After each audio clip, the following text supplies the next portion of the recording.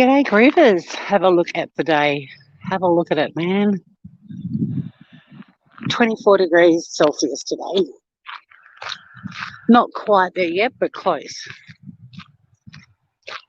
So, like all Tasmanians, just got an announcement I'm live. I get notifications. Look at that, guys.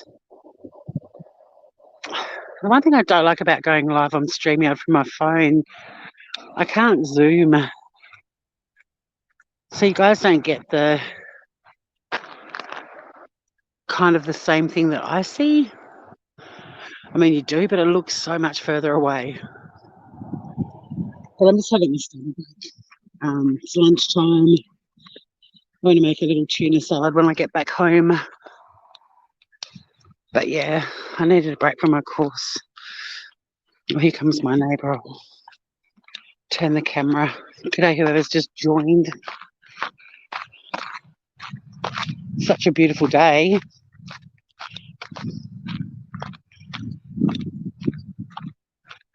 How are you, gorgeous? Yeah, good. Got you coming up. I've got breath you haven't. I've got breath you haven't because I'm going down. You know, I'm good. Isn't it beautiful? Yeah, how are you? Yeah, I'm doing all right. I'm just having a break from my study. Of course. Yeah. I'm doing the Preventing Dementia module and learning today about physical exercise. I thought, right, I'm going to complete the physical exercise. I'm going to go and do some. Can we have a cup of tea? Yes. Good. Yeah. I've got a dentist appointment tomorrow, then I'll be home. All right. I'll do it tomorrow. Yeah, that sounds good. When I get home, I'll check my diary. I know I've got something tomorrow, but it might be in the morning at 10:30 or something. All right. That'd be lovely. Okay. Cool.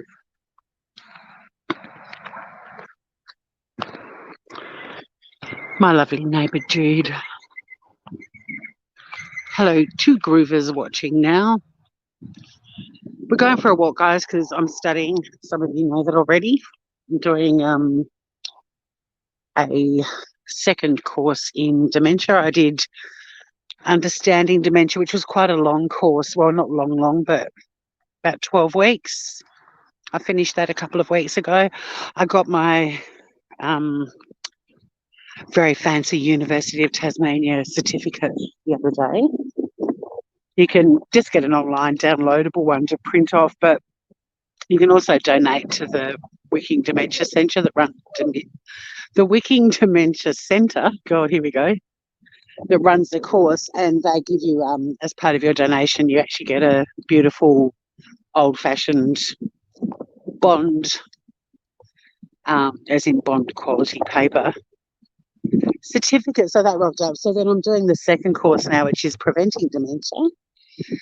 And there's also a postgrad course that I'm actually thinking of doing because I'm finding this so interesting, so relevant for all of us, and the world is becoming a lot more switched on when it comes to dementia care, creating dementia-friendly communities, making the villages, like the dementia care villages, resemble their lives rather than sticking them in a home that looks like a hospital that has long corridors and 20 rooms running off it. They're actually making villages that have cinemas and bars and grocery stores and all sorts of things, so that it still resembles as much of their life before they go into permanent care.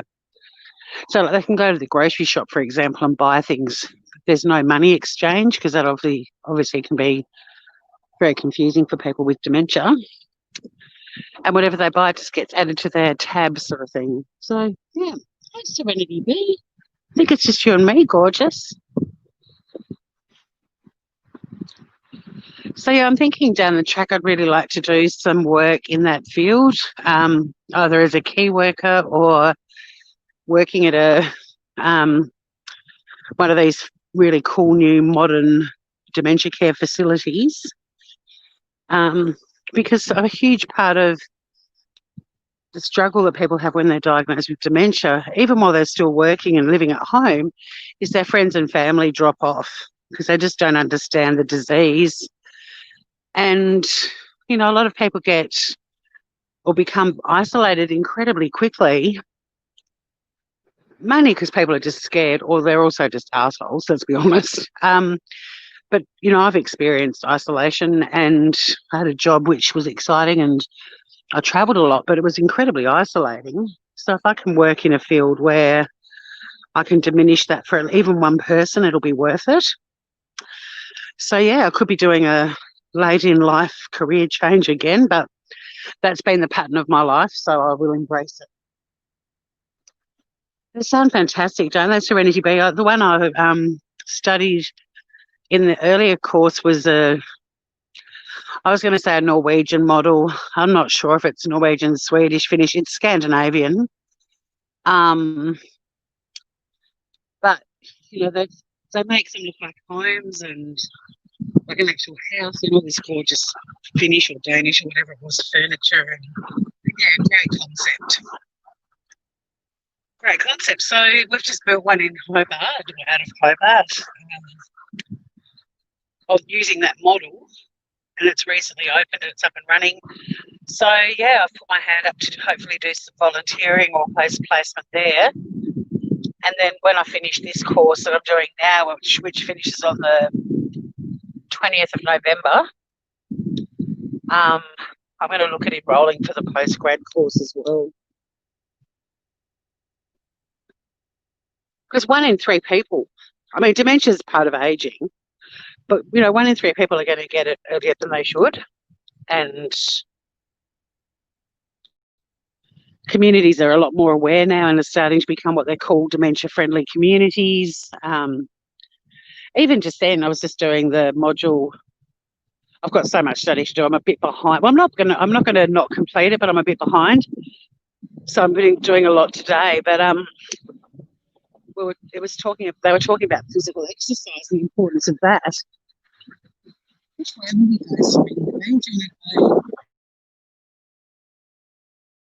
Left up to Carlton River, or should we head down to Bluff? God, it's a gorgeous day and it's warm. It feels like summer. And in typical Tassie fashion, the second we get warm weather, I've got bare legs, bare arms. Exactly, Serenity Bee. I've done it many times now, so I'm quite familiar with let's go down to the Bluff. I've just started walking in that direction. Unless you say, no, go the other way, I'll turn around. I'm just going to ditch my thongs, eh? Flip-flops, Americans. I'm not taking the undies off. Yeah, I've changed careers so much. God, I went from being a lawyer to being a comedian.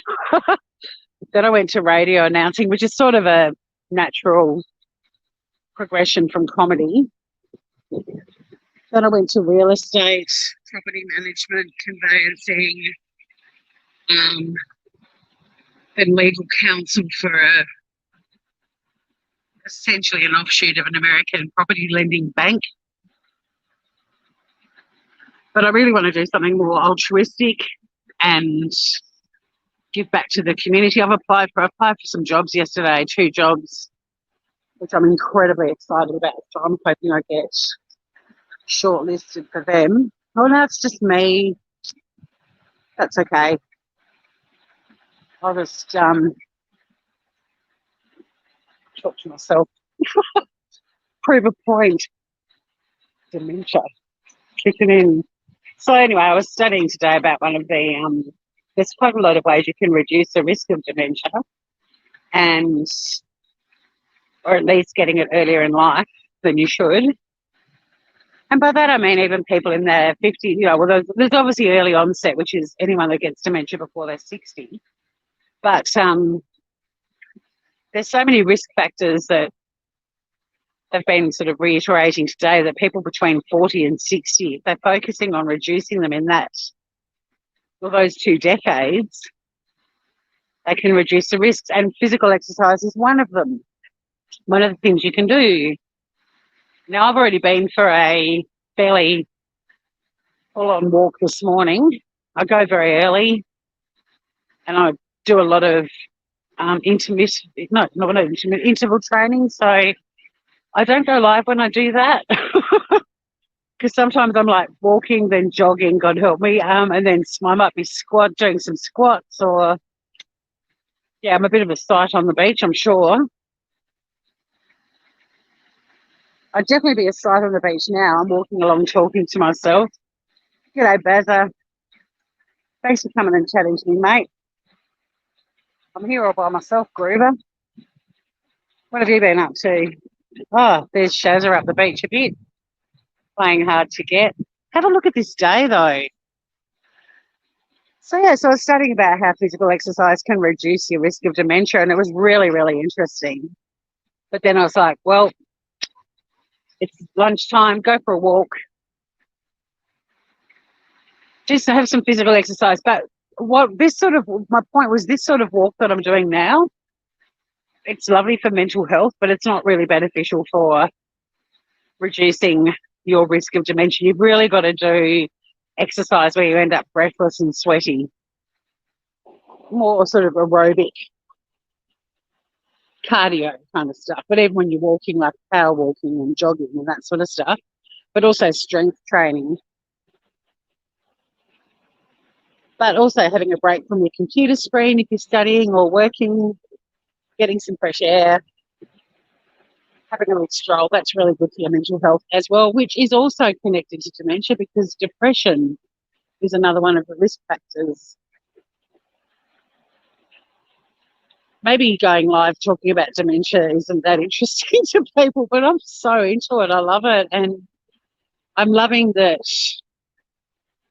I'm learning things that I'm applying in my own life, but also that I'm learning things that are actually, it sounds weird that it's exciting me, but, you know, it is an area, a field that I'm contemplating working in. My plan is to do part-time work and continue studying, do this postgraduate course, and then see if it all comes together. Maybe keep doing the part-time job, which I'm very excited about. It's a legal role, but it's very community focused, and it's not a crazily overpaid job, but it'll cover my mortgage. It'll give me time to do some study on the side that could lead to another job. You know, and if I end up, that's my sort of 5 days of working or 6 days of working, that'll be great.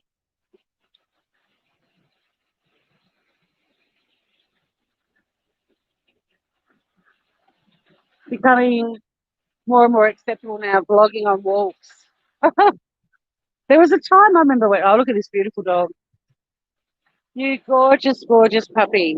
Yeah, I remember there was someone that came into my chat a long time ago and they're like, oh my God, you go for walks on the beach and just talk shit? I'm like, yeah.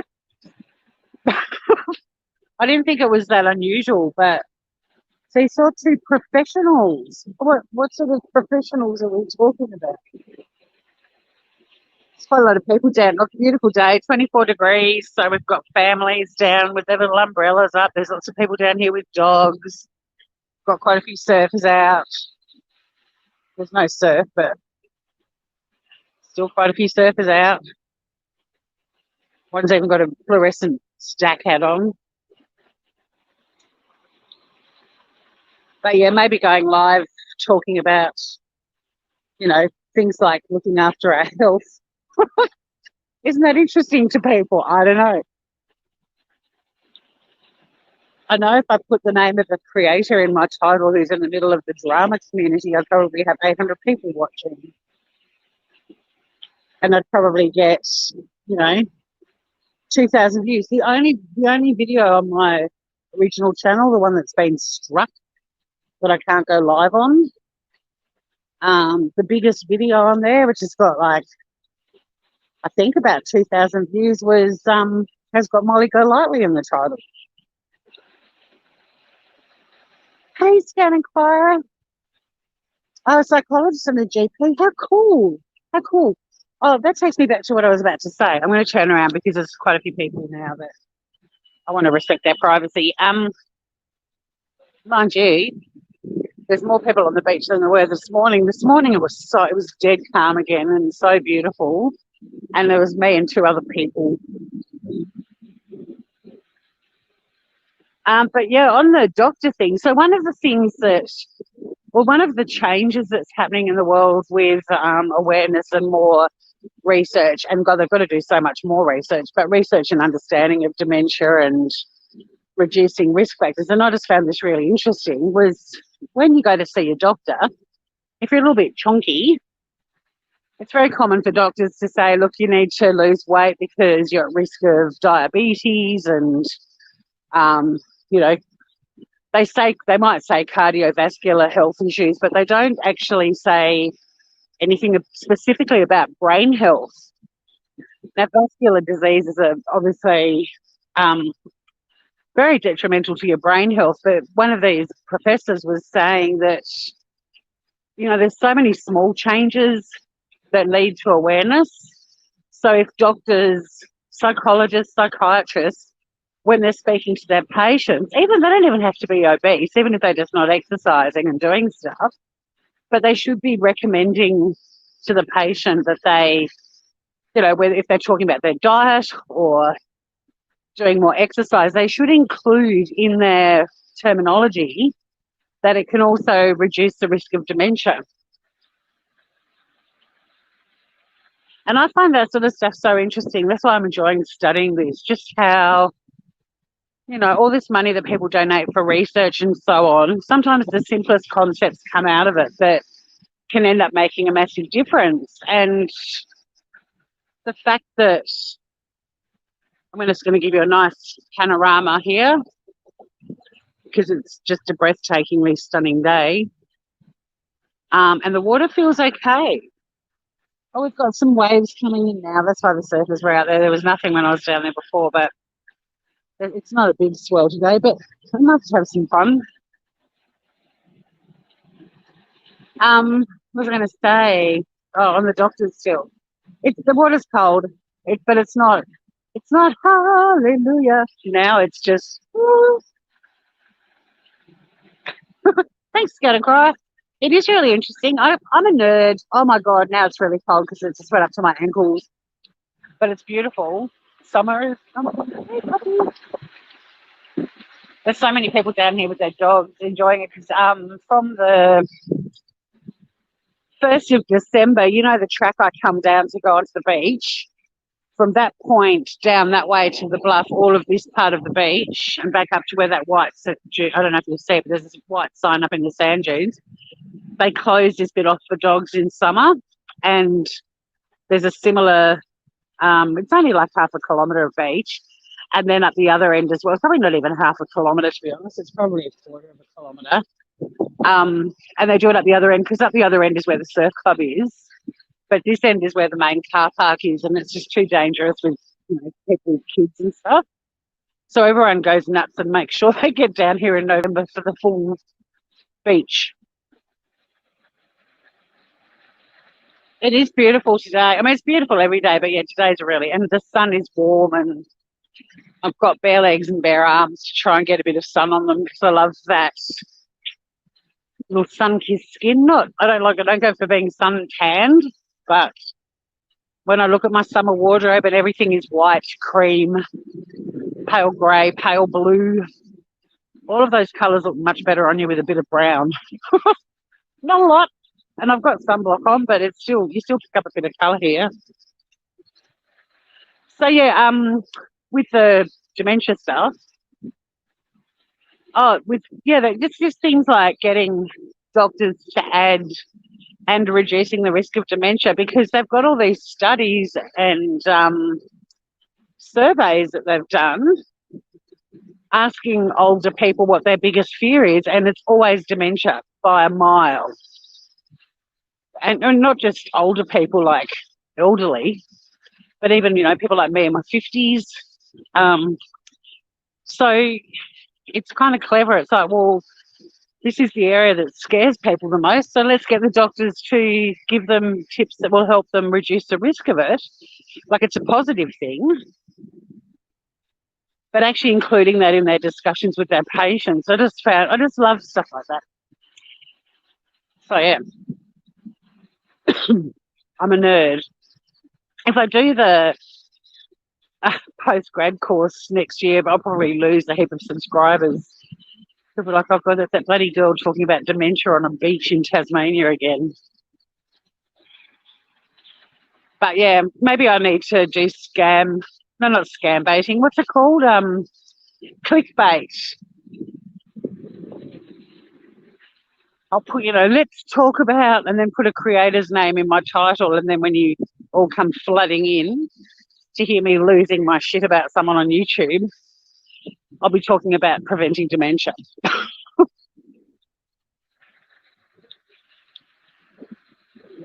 Is it raining and cold for you, Scout? We've had some pretty average weather lately, so this is a bit special. We've had some weather like this too, but this is probably the closest to feeling like summer day that we've had this year. Oh, no, maybe it's the second or third one, but they've been in between lots of shitty weather days, so completely changes my demeanour days like today. Like normally I'm happy. If it's a crappy sort of day, I'm happy to take my time with Biscuit, get up, feed her, sort out her loo. She does like a bit of time out on the deck to pick up all the new possum scents and every other little critter that's been on the deck overnight. I'll make a coffee. I could take my time, but on days like today, I get up and I'm like, right, I'm going to the beach. So I chuck clothes on straight away and I feed Biscuit and give her medicine, and then I'm out the door, and the look on her face this morning, she was so pissed off. In fact, I feel bad for her because she was really shitty with me this morning. Then I started so I had some emails to check, and I had some dramas happening in my Facebook community, nothing to do with my YouTube channel. And then I was studying, and she went down the front of the house to the spare room to have a nap, and she just emerged when I took off again to come and do this, so I got another death look. Yo, Mel, hello.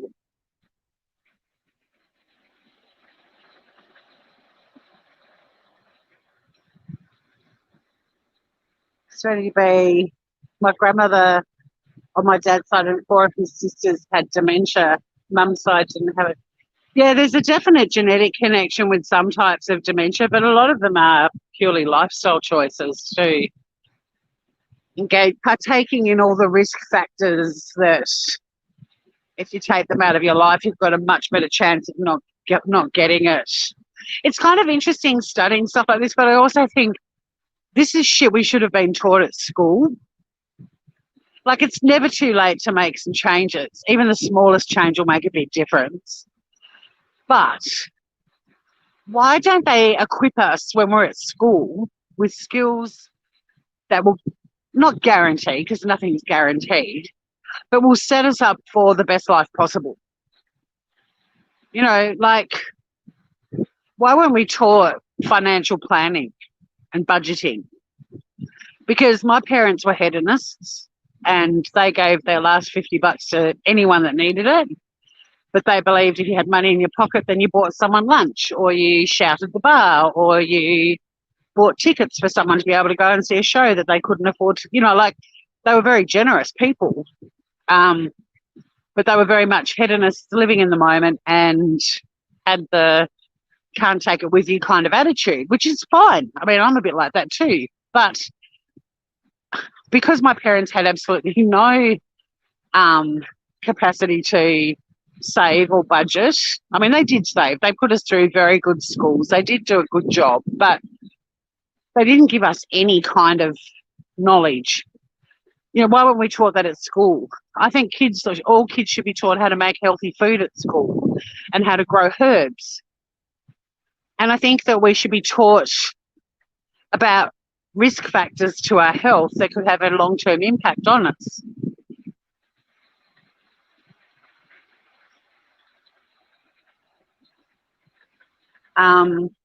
Life skills. Because it's, I mean, the bulk of subjects I studied at school, and I finished school in 1984 because I'm ancient, they really set you up for careers. As if you're really good at sciences, you could end up being a doctor or a vet. if you were better at the sort of humanities, you might end up a lawyer or a teacher. Science, again, maybe a nurse. And that was pretty much it. You know, like there wasn't really much else on, or maybe art, but I mean, I'd stick the art and the drama sort of subjects into the people that ended up being lawyers and teachers, to be honest, because, yeah, the humanities sort of stuff. But, you know, like I wish that I had learned woodworking. I learned at school how to service my own car, but I wish my school had taught me that. I wish I could make things with wood.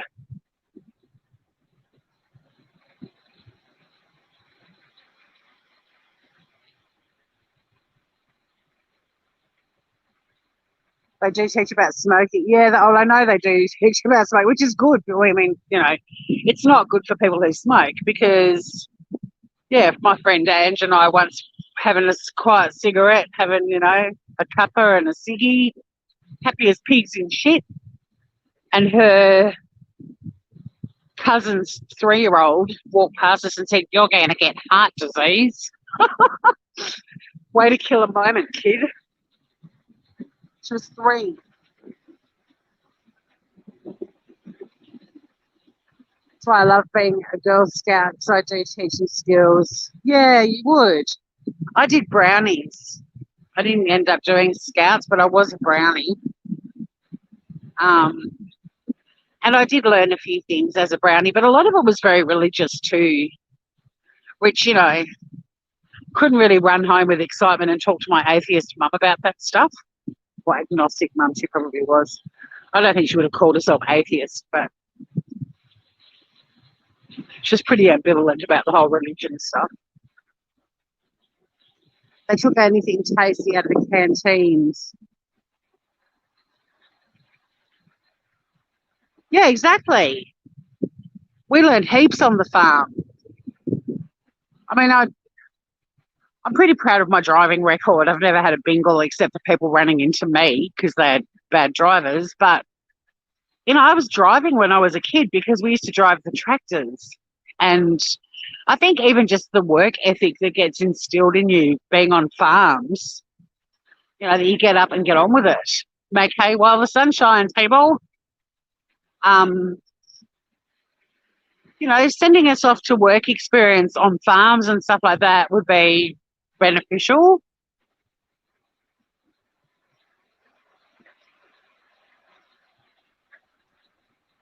You can skin rabbits. See, I didn't do rabbits or cat. We didn't have rabbits. There's rabbits in Tassie now, but my grandparents' farm didn't have rabbits or kangaroos. We might have had a few wallabies down by the river, but that was about it. I can shoot. I'm a good eye too. Yeah, I can catch fish.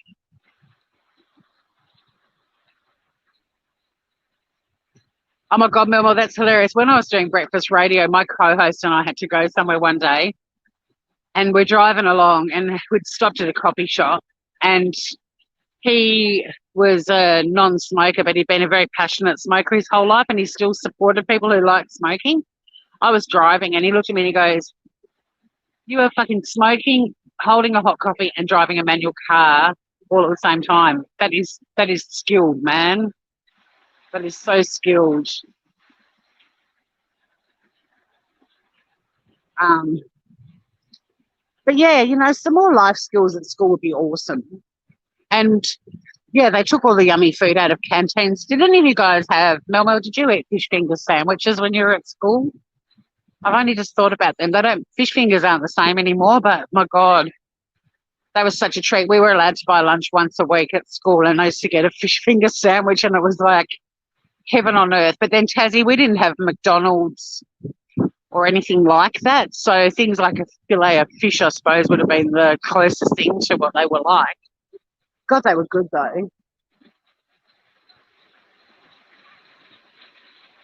Cheesy things and pies.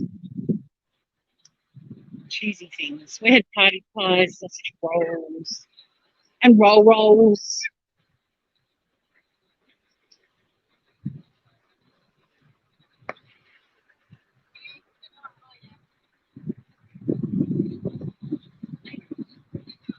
cold? No, it's definitely warmer than it was even 2 days ago. Yeah, exactly.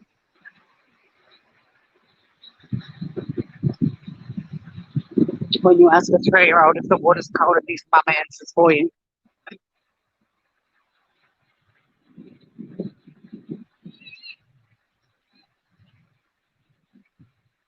Half a listen, Bub. What is that? Girl Scout leader for over. See, I wonder where you got Scout Inquirer from. I love that. I actually love that Bruce Willis and Demi Moore have a daughter called Scout. I remember people going, that's a weird name. I was like, it's actually cute as for a name. I like it. I'd probably have a dog called Scout. I like Skipper too, which is really bad, but I do like Skipper for a girl's name.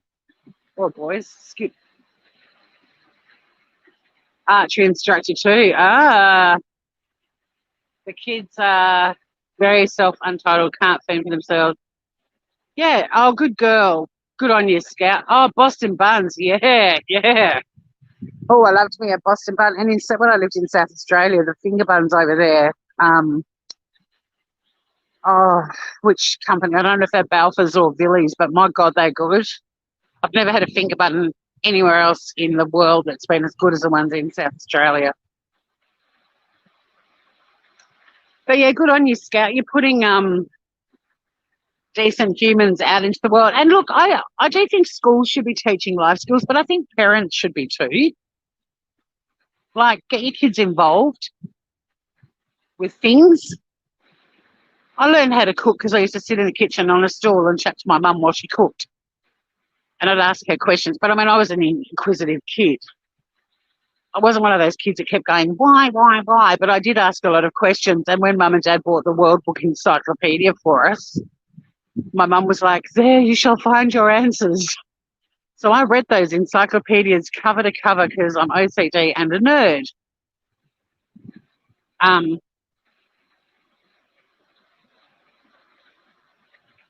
Well, you're not going to, Mel. You're not going to.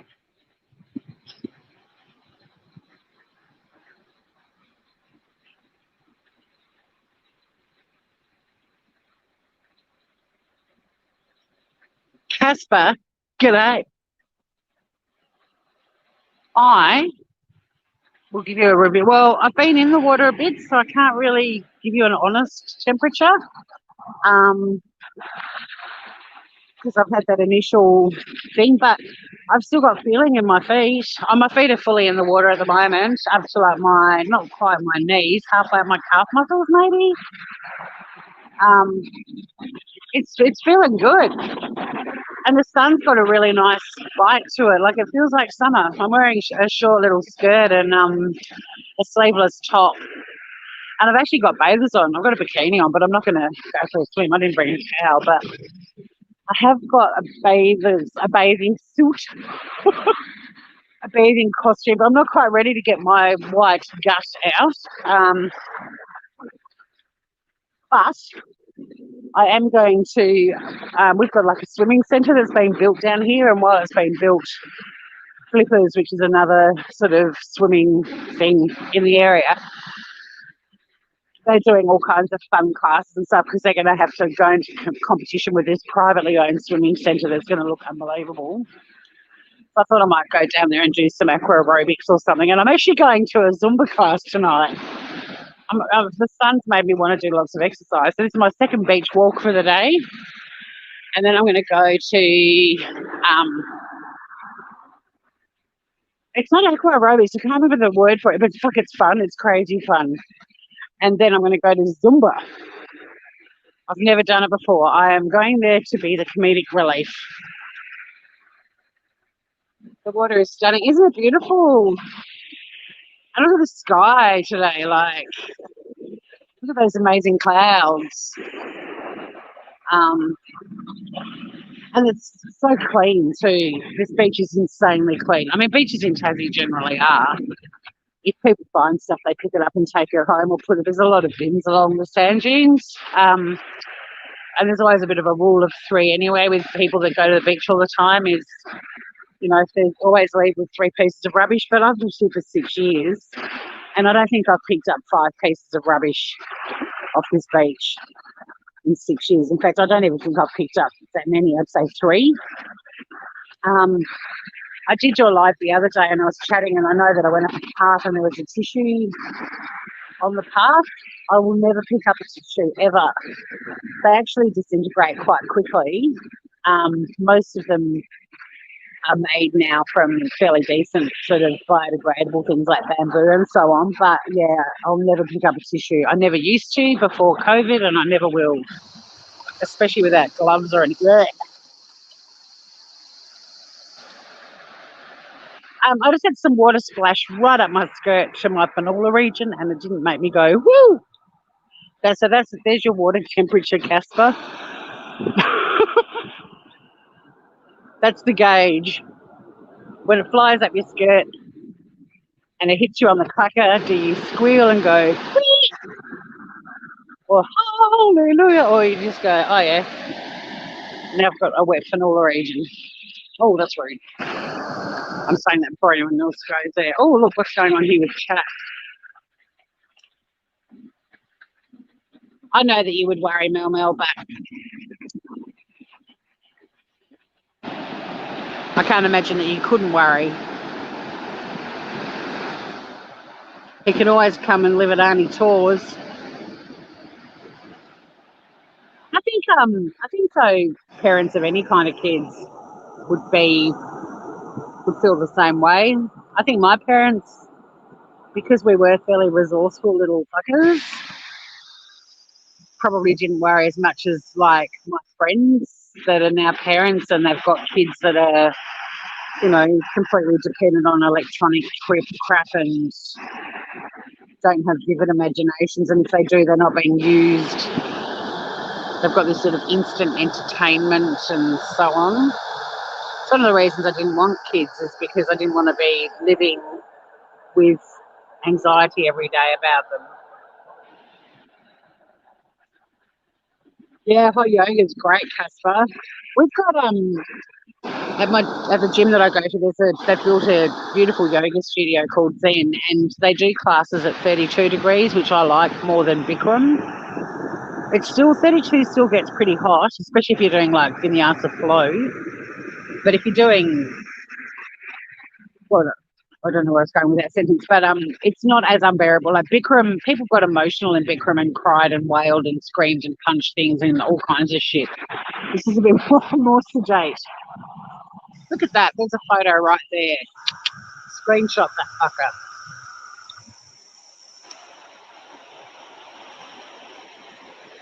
Yeah, I'm so over parents that have children and then everyone else sort of is responsible for raising them. It's bullshit.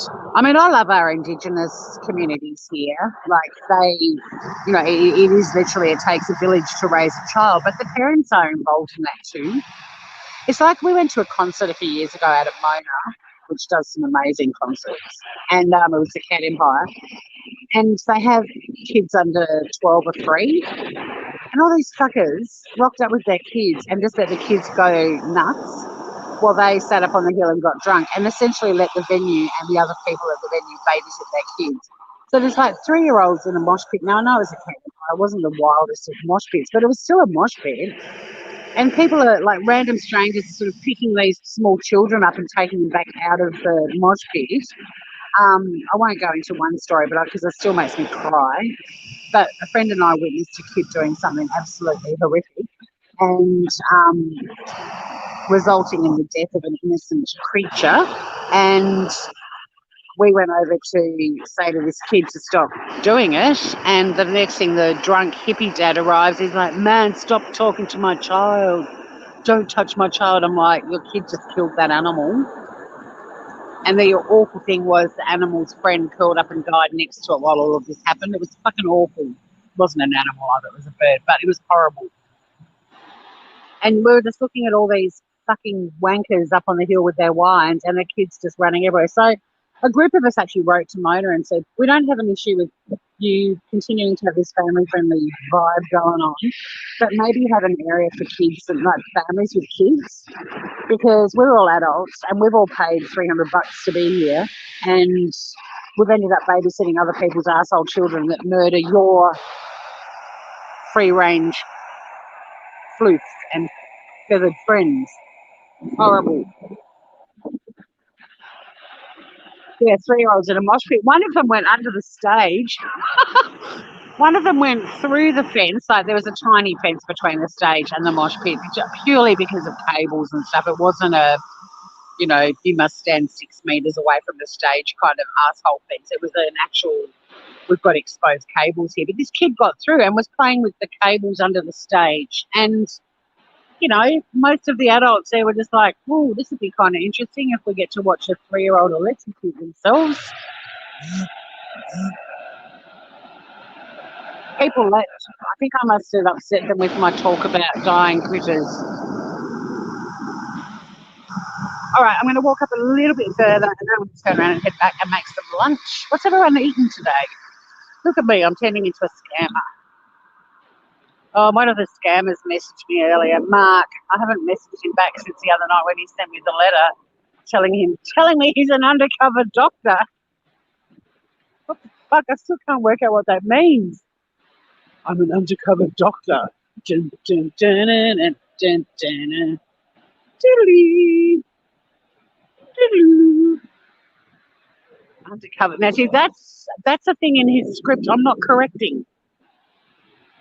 I'm not going to ask him anything about him being an undercover doctor. I'm leaving that, because that's one of those things that I hope scammers are stupid enough to tell someone they're trying to scam, and the person goes, this guy's off his fucking head. There's no such thing as an undercover doctor.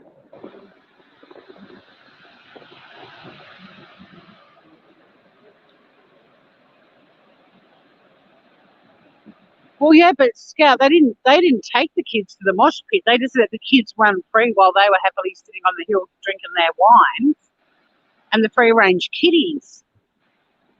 But yeah, the fact that they didn't get up and go and retrieve their children, and people were sort of saying to parents, because the parents were like, don't touch my children. They're like, they're in a fucking mosh pit with adults. Let adults mosh, motherfuckers.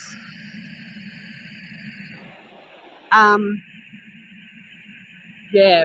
Anyway, Mona never responded to us, and we were just saying, you know, like, we're happy to share your venue, but you really should sort of seriously look at sectioning off an area for families with children, because the kids are getting in for free if they're younger than 12, but the majority of people there are paying adults. I mean, I paid $350 because I took a friend of mine who shares the same birthday as me. It was like a joint birthday present. And so we got to go out on the ferry out to Mona, and we were in the posh pit, which is like lots of grog and food before you get out to the museum. But once we were out there, we were in GA with everyone else. And yeah, we ended up leaving before the concert ended because of what happened to the little critters.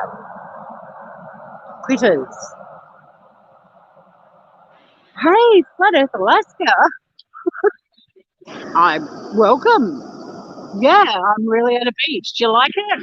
It's where I live. It's my front yard.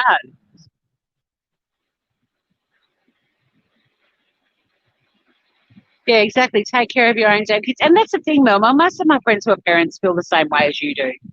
Like, most parents are reasonable and go, that's bullshit. But there's always that percentage, right? You're 56 and you don't mosh. Well, I'm nearly 54 and I'll mosh till the day I die, I reckon. I love a mosh pit. I love it. I took my godson when he was really small and his best mate Ben into, because we were just talking about the Cat Empire before, into at Blues Fest to see Wolf Mother, and we got in really early, so we stood at the mosh, like in the mosh pit, to watch. I don't know who it was before Wolf Mother. Now, for those of you who don't know what I'm talking about, Wolf Mother's an Australian band. They're not heavy metal, but they're pretty hardcore, and great. They've got some great songs. But anyway, the boys and I stood through some other dickhead's performance for ages. I remember it was terrible, whatever it was, or just not our thing. Anyway, Wolfmother comes on, and they're not heavy metal, but they're like pretty hard rock. And a couple of songs in, Andrew Stockdale, the singer, said, "Hey guys, we've got some little ones down the front of the pit. Great to have you guys here. Can everyone just be mindful though? Don't go nuts, around the kids." So they're really cool about it. I mean, when I say these boys were little, they were like 12, but they weren't very tall. 12 or 13. Like, I wasn't an asshole with a 3-year-old in a mosh pit, just to clarify. But the audience the mosh pit kind of almost created like a protective little semicircle around me and Odie and Ben. And we got to mosh and carry on through Wolfmother, and it was fantastic. Anyway, the next band up was the Cat Empire. Now, they're actually considered a jazz band, but don't go down that road because it won't really give you the right idea. Think more South American, funky kind of. Google them, listen to them. Anyway, they're not hard rock. They're not mainstream either, but they're a gentler style of music. It's music that people kind of salsa to a little bit and groove to, but they're not like ones that you mosh and headbang to. I hope I'm making my point. Anywho, they were on next. Ben and Odie and I are still up the front, and Cat Empire walks out on stage, and we got fucking slammed for the entire set. We got smashed against the fence. The boys were loving it. I was too. I mean, that's part of being in a mosh pit. But it was hilarious that, during this full-on rock band, we were, like, protected. And then this sort of happy, boppy kind of band comes out, and we got smashed to smithereens. Anyway, that was my story. You've never been to a beach, Flat Earth Beach? Have you always been in Alaska? You've never left Alaska? I lived in the States. I didn't get to Alaska. I kind of regret it now. I mean, I got to like 46 states or something. I did pretty well. But, yeah, I never got to Alaska, and I regret it because it would have been so different to every other part of America.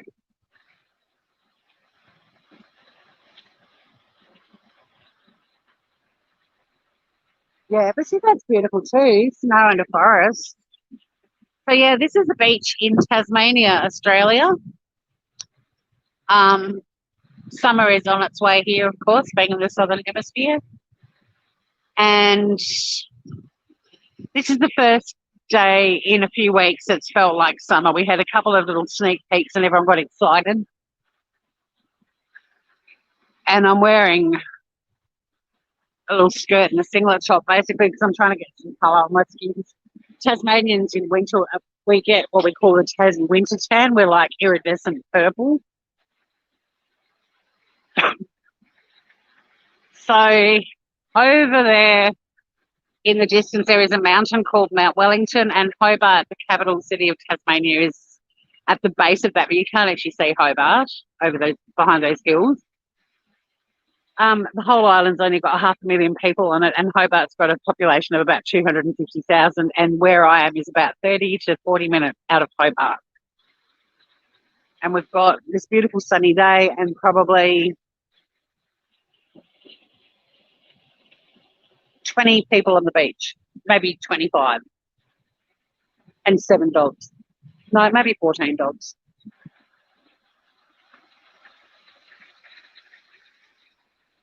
Oh, yeah, I was having a study break. I'm studying dementia, and one of the risk factors is lack of physical exercise, although I'm fully back at the gym, and I've always been a pretty active person. But I needed a break. So I thought, let's go for a walk.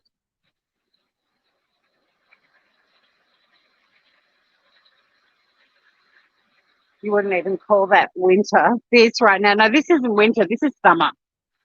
We're still in spring, but our winters here are probably like your summers. There's a bit of a joke that Australian winters are the equivalent of an English summer. And friends of mine that have moved here from England, yeah, they kind of say in winter, they're like, this is like summer in England.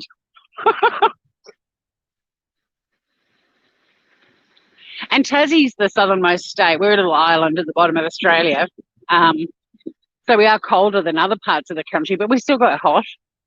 And we've still got lots of beaches. And because we're an island, we've got shitloads of beaches, actually.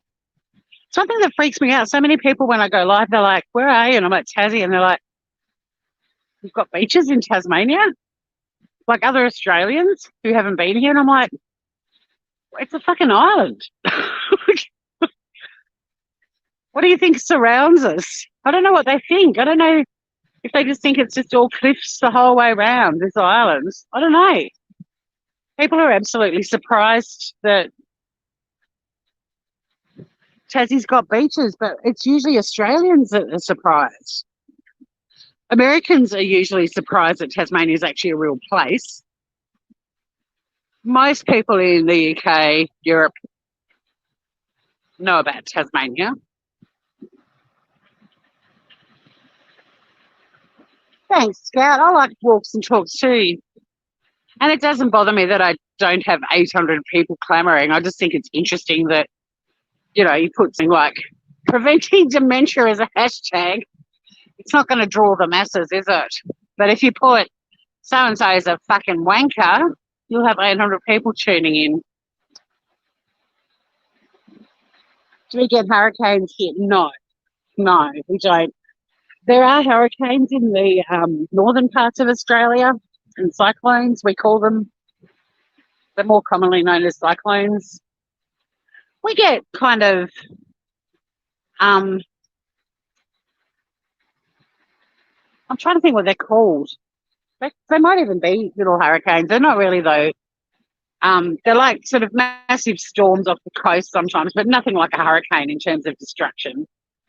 But yeah, we get cyclones, especially in the more tropical parts of Australia. Tassie's more likely to get fucked over by massive bushfires in summer. And touch wood, we go relatively unscathed again because last summer in Australia, the bushfires were just absolutely horrific. Tasmania has had some fairly recently. In fact, they started where I live. They started here. Well, not here so much, but this area. And they went down. You'll see a mountain sort of over in the distance.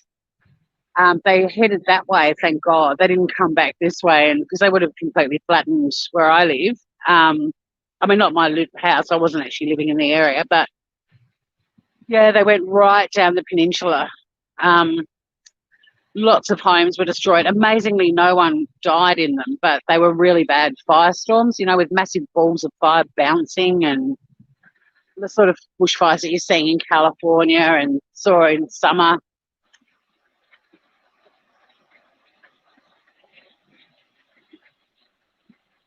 Might move to Taz. Why not? Flat Earth, Alaska. Why not? Mel, you'd move here for this. Oh, you're a smart girl. Yep, the seafood here is incredible. You just had a minor hurricane. Holy shit, Scout. You're a vegan? Well, you'd be welcome here. There's a lot of vegans in Tassie. My nephew's a vegan. We have vegans here. But I don't know. My niece has pretty much erased all meat from her life now, but she's still having seafood. And my godson, Odie, who I was talking about earlier, the one that was in the mosh pit with me, his mum's vegetarian.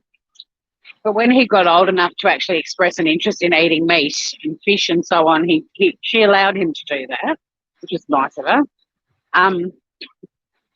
But I didn't know, and every year when I used to go up to Blues Fest, up to Byron Bay to catch up with them, Odie and I would go out on a God Monsters date. And I said, where do you want to go? And he's like, I want to go to Mullumbimby fish and chip shop. So I was like, why are we going there? I thought you were a vegetarian. And he looked at me. He was probably about 10. He went, no, I'm a vegetarian. And I thought that was so cool. So my niece is now a vegetarian.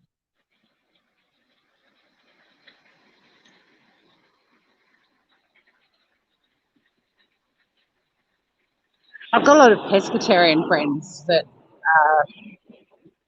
vegetarian but for eating chicken, which I mean, I could eat chicken in a heartbeat, but fish, living somewhere like this, no way. Like, we all pitched in the other day for the Australian grand final, the AFL grand final. We all pitched in $25, and there were 12 of us.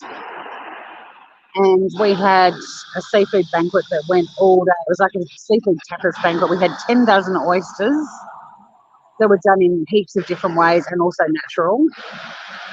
We had scallop skewers that had bacon wrapped around them, some of them, and others were just marinated in a like Thai spicy thing.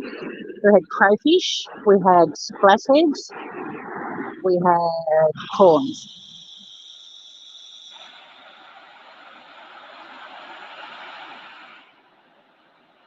Yeah, Scatter Crow, you can do a gourmet tour of our kitchens.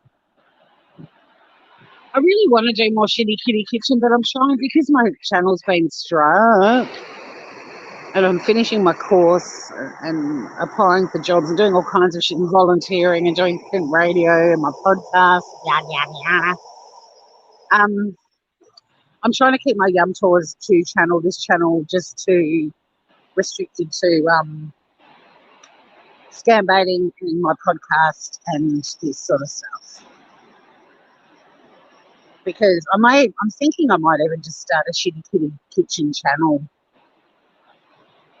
Because my other channel was just getting it had no focus.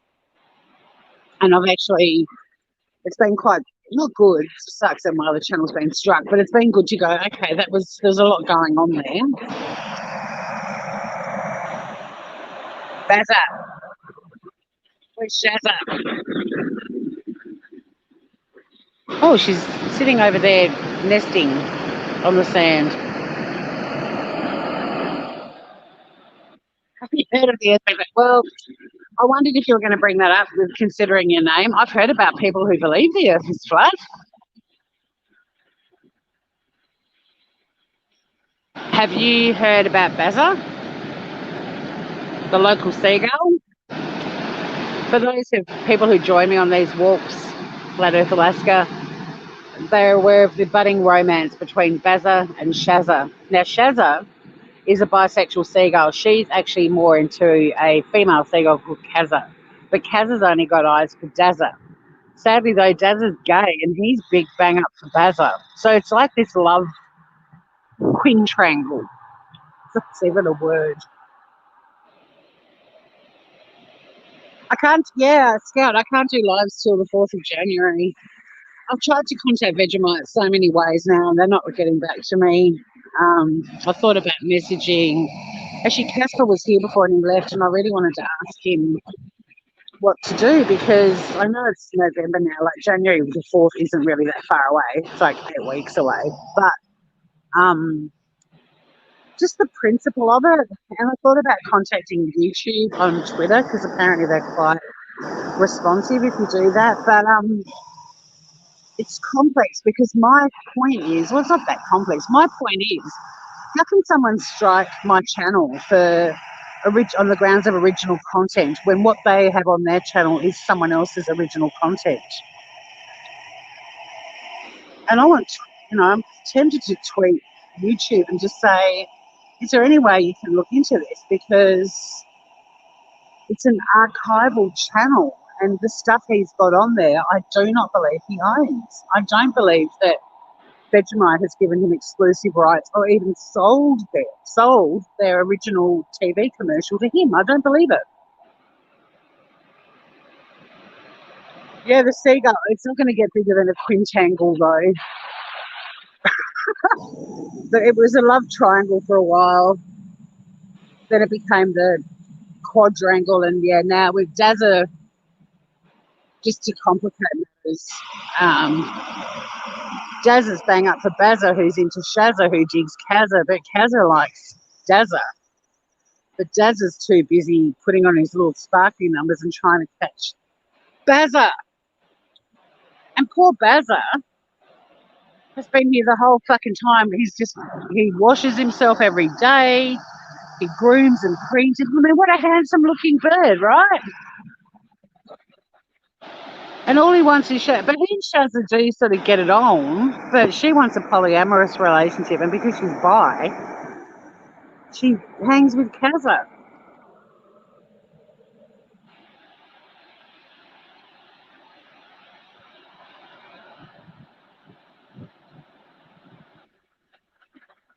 If you have a good zoom camera or binoculars, you can see one proof that there's no curvature. What about what people can see from space?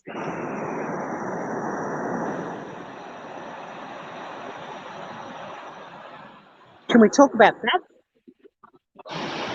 What about the photos that we've been sent from numerous space stations belonging to different countries of Earth and planets? Because they're kind of curvy looking. Like you can't really get more curvier than a bowl shape.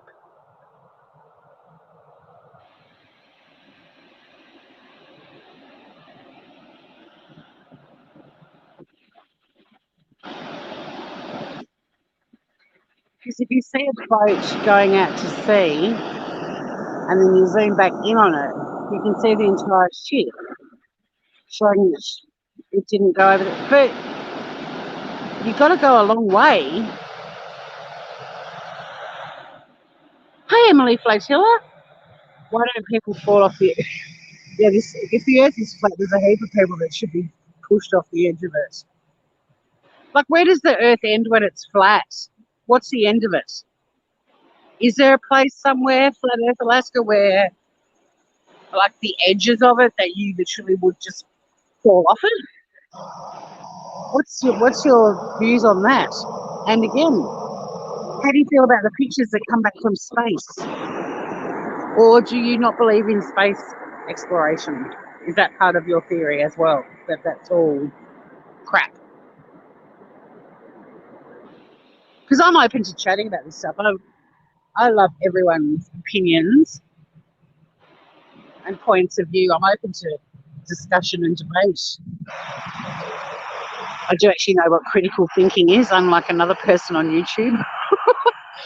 And I love looking at every angle and perspective.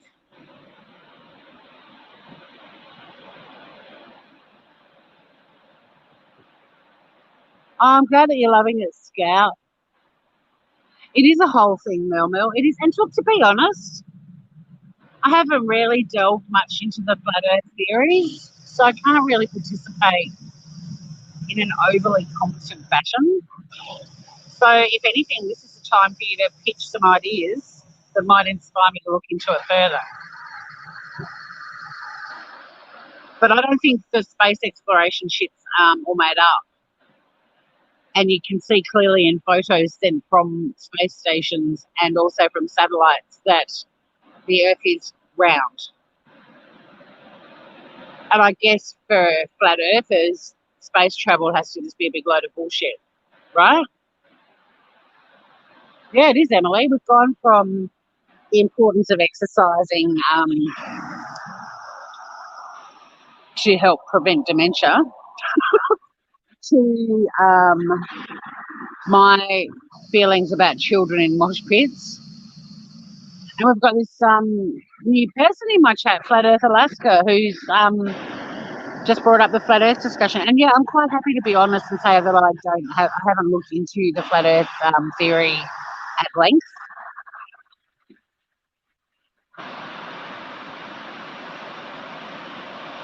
The falling off the edge of the Earth came from a disinformation society called the Flat Earth Society, created by the government.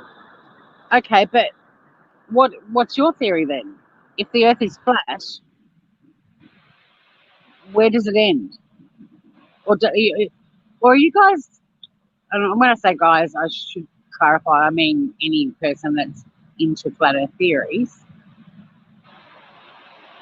Is it your belief that the Earth never ends? It's just this flat, never-ending thing that goes forever. And that's the case, why didn't any explorers find any other land masses beyond what we're aware of? I mean, another conversation for another day is one of my favourite theories, and notice I'm being respectful and not saying conspiracy, that Australia is fictitious and we're all paid actors. And if that's the case, I must have given them my wrong bank account details because I haven't received a cent for my work in 53 years. You're a roundie, Emily? Yeah, I'm a roundie too.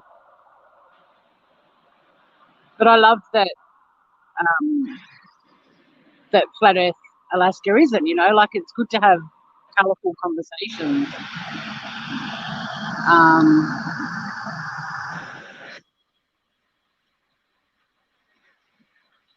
If there is an edge, then people would. I agree, Mel. I do agree. I didn't know about this government. I have heard of the Flat Earth Society. But yeah, is there an edge? There have been explorers that have found other lands, but there's also been explorers who've found planets in space. In fact, people on Earth were aware of things in space before anyone went into space.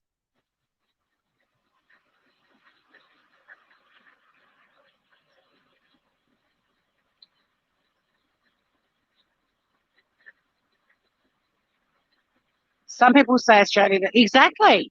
Yeah, Australia is a fictitious place. We're all paid actors. I'm pissed off. I'm pissed off that I don't look like Chris Hemsworth and I don't have his bank account.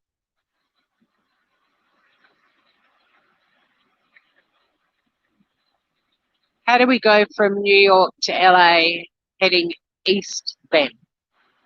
Exactly. You've got some inquisitive folk in my chat, Flat Earth Alaska.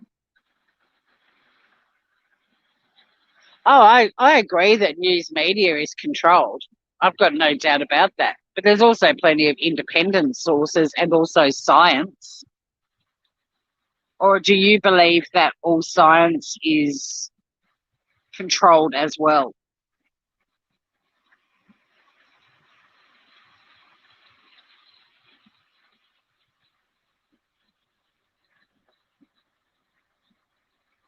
Did you hear that actor Tom Cruise is training to go?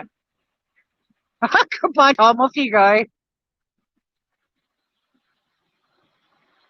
Bye bye. My name is on a microchip that's going up in a rover. I thought it was SpaceX, but it's actually NASA, an unmanned rover in 2025. I'll be in space. Well, at least my name will on a microchip.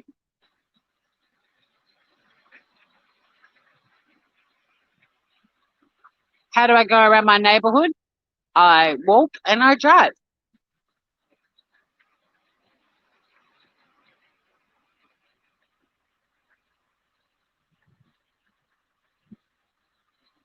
I mean, I wouldn't wish another challenging disaster on anyone, but I don't think I think quite a few people would not be upset if I shouldn't say it. Don't say that, Tori.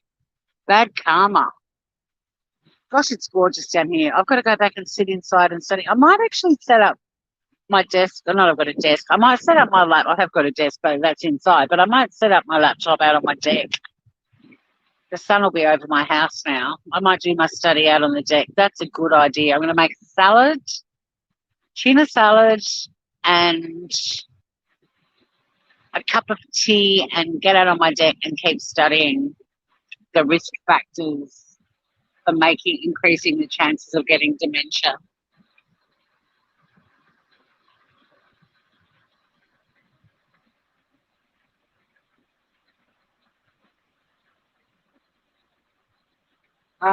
Mel says, so what's underneath us? Yeah, can you get to the edge and do curl over and crawl under upside down on the other side? Or is there infinite rocks and soil beneath us that never ends? But then if that happens, then we're up really high. And again, why don't we fall off the edges? I think there's something missing in my understanding of the theory, because that's the stuff that I want to know. Well, I don't even, no, I do want to know. I'm curious. I just don't want to end up in rabbit holes that take up my time when I'm trying to finish studying a postgraduate course that ends in 2 weeks.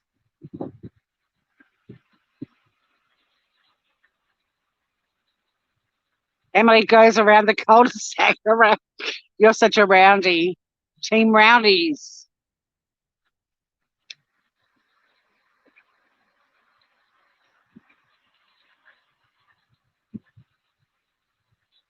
Do I talk about the risk factors on my podcast? You mean the dementia stuff? And when you say podcast, are you meaning when I go live? Or are you meaning my smooth? Because I definitely don't do anything about preventing dementia on my Smooth Criminal podcast, because that's a true crime podcast.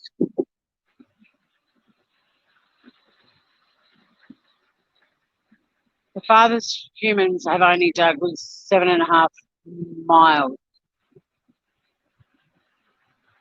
Trying to remember, trying to turn that into kilometres because I'm a metric girl.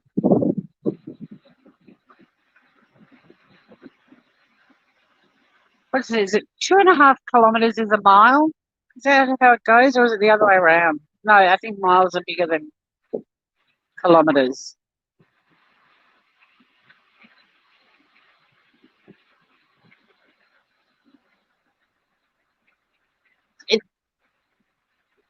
It's an interesting conversation. This is kind of a bummer that I've got to end this live and go and get some lunch. Like, I've been live for over an hour. It's now 1:30 and I'm really hungry. And I've still got to walk back up through the dunes. But hit the subscribe button, Flat Earth Alaska, because I'd be happy to. Oh man, well, I don't know. You could be a woman. I'm just again, man. I'm using it generically, but can anyone name the physics of water? No, I don't think I can. What is it? You ask a lot of questions, but you haven't answered many of them. I still want to know your stance on space, and I want to know your stance on the reality of the edge of the world. And I'd love to know more about how the media has kept all of these other countries that have been discovered and explored. When did all of that happen, and how has it been controlled so well by presumably international media sources?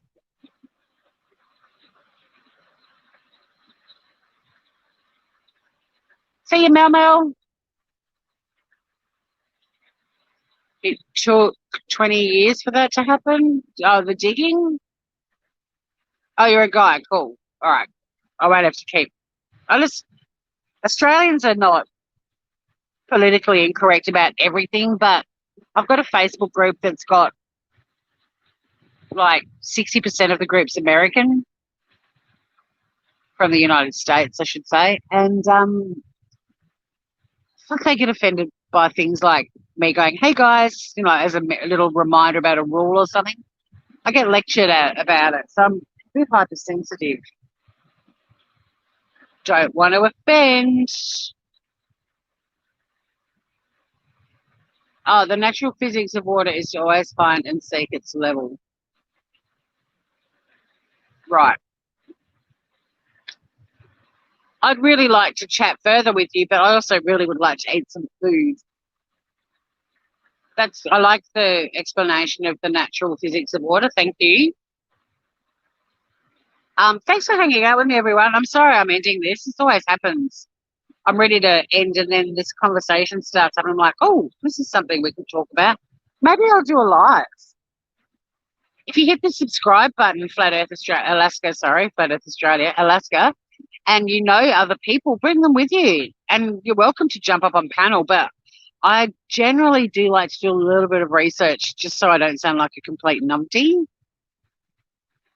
But by the same token, I'd interview. I'm happy. I used to do radio. I'm happy to interview you, and you can teach me if you're interested. But yeah, because I would really like to continue this discussion. But my stomach is winning at the moment in terms of priorities, and it's 1:30, and I've got so much study to do today, like maybe more than 6 more hours today, maybe 8 hours today. So I was also, I've still got to go to, I'm not probably not going to bother going to the pool now. I'll go to Zumba, but I might do some live scam baiting later as well. Maybe.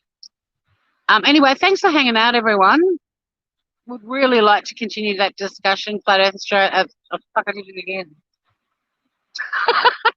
I'm pretty sure there'd have to be a Flat Earth Australia branch. But take care, Groovers, and until next time, stay groovy.